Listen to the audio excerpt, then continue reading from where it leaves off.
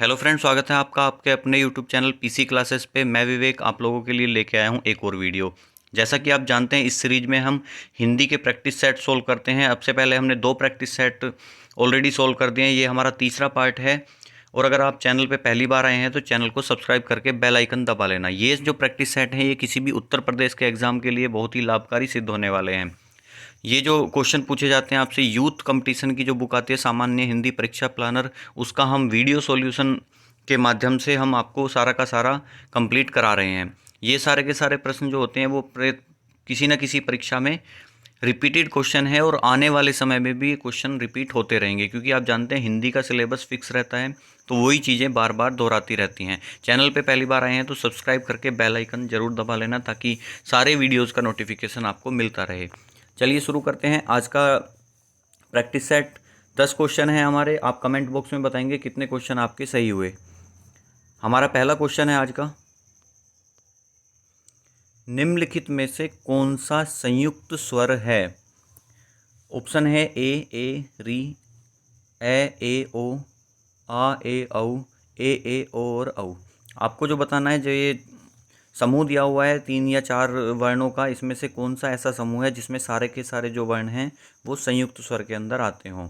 आपको पता है कि हिंदी में जो स्वर हैं वो तीन या 4 प्रकार के भी कह सकते हैं, क्योंकि संयुक्त स्वर को दीर्घ स्वर की श्रेणी में रखा जाता है। लेकिन अगर अलग अलग करें तो दीर्घ स्वर की संख्या 3 होती है और संयुक्त स्वर की संख्या 4 होती है। तो दीर्घ स्वर को ही हिंदी में, मानक हिंदी में एक जगह रख रखा है, संयुक्त स्वर को दीर्घ स्वर के साथ रखा हुआ है। तो अगर मैं आंसर की बात करूँ तो इसका सही आंसर होगा आपका ऑप्शन नंबर डी। ए ओ और औ जो होते हैं ये आपके संयुक्त स्वर की श्रेणी में आते हैं। 3 जो होते हैं आपके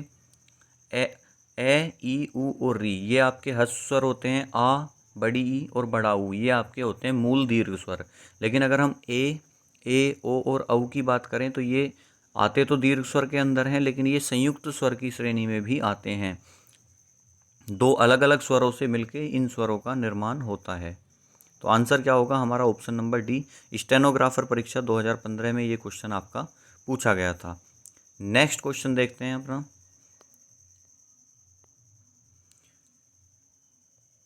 निम्नलिखित में से कौन सा मूल दीर्घ स्वर नहीं है? निम्नलिखित, मैंने बताया था अभी कि मूल दीर्घ स्वर 3 होते हैं, आ, ई और ऊ। तो यहाँ पे पूछा है कौन सा इनमें से मूल दीर्घ स्वर नहीं है। ऑप्शन क्या है? आ, ई, ऊ और ओ। तो इनमें से सही आंसर क्या होगा हमारा? हमें अगर हम डायरेक्ट कहें तो हमें संयुक्त स्वर को पहचानना है इसमें से।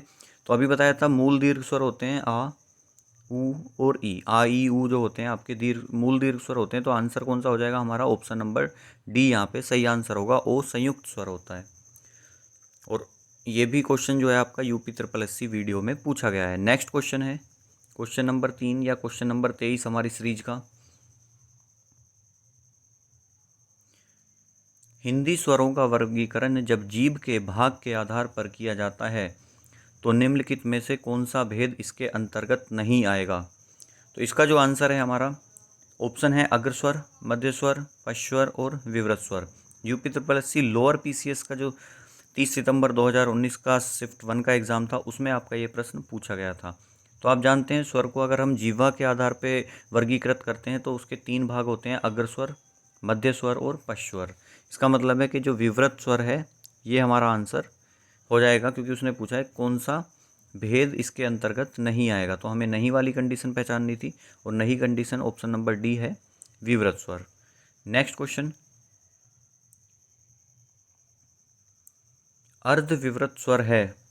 अर्धविवृत स्वर की अगर हम बात करें दोस्तों, तो अर्धविवृत स्वर होते हैं कि अर्धविवृत की अगर बात करें तो जिन स्वरों के उच्चारण में मुख द्वार हमारा आधा खुलता है, वो वर्ण जो आते हैं या वो स्वर जो आते हैं वो हमारे क्या कहलाते हैं? अर्धविवृत स्वर कहलाते हैं। इसके अंतर्गत 4 स्वर होते हैं, आ, ए, बड़ा ए, ओ और औ। ये 4 स्वर आते हैं जो इसके अंतर्गत आते हैं। अगर हम ऑप्शन में देखें तो हमारा जो ऑप्शन नंबर बी है, जो बड़ा ए होता है वो अर्धविवृत स्वर के अंतर्गत आता है।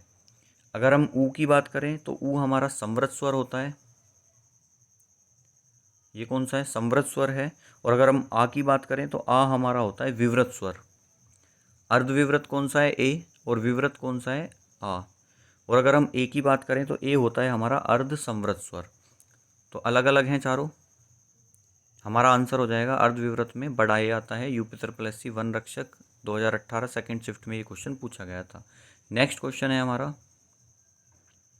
कौन सा वर्ण ओष्ठ्य नहीं है। तो हमें ओष्ठ्य वर्ण की पहचान करनी है। ऑप्शन है हमारे म, ब, उ और आ। आपको बता दूं कि जो हमारा पै वर्ग होता है, हिंदी वर्णमाला में जो पै वर्ग होता है वर्गीय व्यंजन में, वो हमारा ओष्ठ्य होता है। पै, फै, बै, भै, मै। तो सबसे पहले तो देखो मैं और बै, ये दोनों हमारे ओष्ठ्य वर्ण हैं। उसके बाद आते हैं हमारे दो स्वर उ और आ।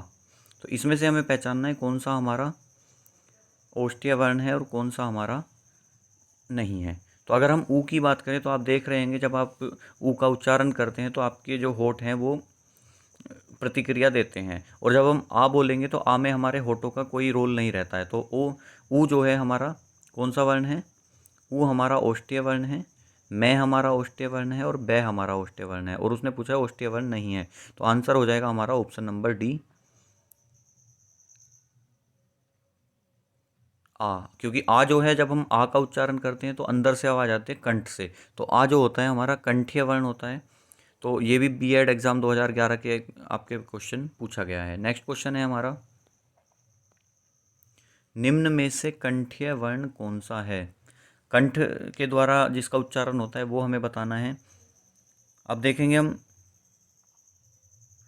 ऑप्शन है उ, अ, ई और ई। तो यहाँ से कंठ्य वर्ण की अगर हम बात करें तो कंठ्य वर्ण हमारा हो जाएगा अ, क्योंकि जब हम आ का उच्चारण करते हैं तो हमारा जो आवाज़ आती है वो कंठ से आती है। अगर हम ऊ की बात करें तो ऊ जो होता है हमारा ओष्ठ वर्ण होता है, और ई की बात करें तो ई हमारा होता है तालव्य वर्ण। दोनों ही जो ई होते हैं हमारे वो तालव्य वर्ण की श्रेणी में आते हैं। ऊ हमारा ओष्ठ्य वर्ण है और अ हमारा कंठ्य वर्ण होता है। तो आंसर हो जाएगा option number B. Next question है, ई, च, छ, ज, झ, न आदि का उच्चारण किससे होता है। आप देख रहे होंगे कि कितने एग्जाम्स में ये क्वेश्चन रिपीट हुआ है। DSSB यूपी SSC वीडियो 2018 से DSSB TGT Hindi, DSSB TGT math. तो ये सारे ही क्वेश्चन बहुत ही महत्वपूर्ण आप लोगों के लिए लेके आया हूँ मैं। अगर चैनल पे आप पहली बार आए हैं तो सब्सक्राइब करके बेल आइकन दबाना और वीडियो को अपने दोस्तों के साथ शेयर करना ताकि सभी का भला हो सके। अब हमें ई अगर हम देखें तो च वर्ग, क्योंकि देख रहे हैं आप ये पूरा का पूरा जो है ये च वर्ग आता है, च, छ, ज, झ, निया। तो इसमें अगर हम बात करें तो च वर्ग जो होता है वो हमारा होता है तालव्य। अब अगर ये पूरा का पूरा वर्ग हमारा तालव्य है तो ई और ई भी कहाँ से बोले जाएंगे, इनका उच्चारण भी तालव्य से ही होगा। तो ऑप्शन नंबर सी हमारा सही आंसर होगा। तालव्य वर्ण है सारे के सारे, क्योंकि च वर्ग जो होता है हमारा तालव्य से बोला जाता है। क्वेश्चन नंबर 28 या आज का क्वेश्चन नंबर 8 जो है हमारा, जीवा के आधार पर स्वर कितने प्रकार के होते हैं। अभी थोड़ी देर पहले हमने डिस्कस किया था जीवा के आधार पर इनमें से कौन सा स्वर नहीं होता, जिसमें अग्र, मध्य और पश्च और विवृत स्वर आया था। उसमें हमने आंसर दिया था विवृत स्वर का, क्योंकि नहीं पूछा था। तो अगर हम अग्र, पश्च और मध्य स्वर की बात करें तो टोटल कितने प्रकार होते हैं, 3 प्रकार होते हैं। तो ऑप्शन नंबर बी हमारा हो जाएगा right answer. UP SSC video 23 दिसंबर 2018 फर्स्ट शिफ्ट से ये क्वेश्चन पूछा गया था। वीडियो का एक री एग्ज़ाम भी बहुत जल्द होने वाला है, और UP TET, C TET, UP SSC लेखपाल की बहुत जल्दी से नोटिस आ जाएगा कि कब एग्ज़ाम हो रहा है, क्योंकि आप जानते हैं आचार संहिता आने वाले 2-4-6 दिन में ख़त्म होने वाली है उत्तर प्रदेश से। तो अब एग्ज़ाम्स की जो बारिश से शुरू हो जाएगी। लेखपाल का एग्ज़ाम होगा, वीडियो का री एग्ज़ाम होगा, यूपी टेट, सी टेट का एग्ज़ाम होगा, और भी बहुत सारे एग्ज़ाम हैं जो उत्तर प्रदेश में होने वाले हैं। तो अगर आपको वीडियो पसंद आता है तो चैनल को सब्सक्राइब करके बेल आइकन दबा लेना और वीडियो को अपने दोस्तों के साथ शेयर करना। नेक्स्ट क्वेश्चन है हमारा, निम्न में ओष्ठ्य वर्ण कौन सा है। तो ओष्ठ्य वर्ण की अगर हम बात करें तो इसमें ऑप्शन है अ, आ, ई और ऊ। अभी मैंने बताया था ऊ जो होता है इसका उच्चारण स्थान क्या होता है आपका ओष्ठ्य होता है। तो आंसर हो जाएगा हमारा option number D. Next question है, लास्ट क्वेश्चन आज की सीरीज का हमारा, कंठ तालव्य वर्ण कौन सा है। ऑप्शन है उ, र, स, ए, आ। तो क्वेश्चन नंबर लास्ट है हमारा ये। मैं बार बार कह रहा हूँ चैनल को सब्सक्राइब करके बेल आइकन जरूर दबाना, क्योंकि ये सीरीज आप लोगों के लिए बहुत मददगार होने वाली है आने वाले एग्जाम में। अगर हम बात करें कंठ तालव्य वर्ण की। तो कंठ तालव्य वर्ण हमारे होते हैं ए और अ। जो ऑप्शन नंबर सी है, ए और ए, ये हमारे कौन से हैं? कंठ तालव्य वर्ण होते हैं। अगर हम ऊ की बात करें तो ऊ का जो होता है हमारा उच्चारण स्थान ओष्ठ होता है। र और स की बात करें तो इसका स्थान होता है मूर्धा, तथा ए और आ का स्थान होता है कंठ। तो हमारा सही आंसर कौन सा है? कंठ तालव्य।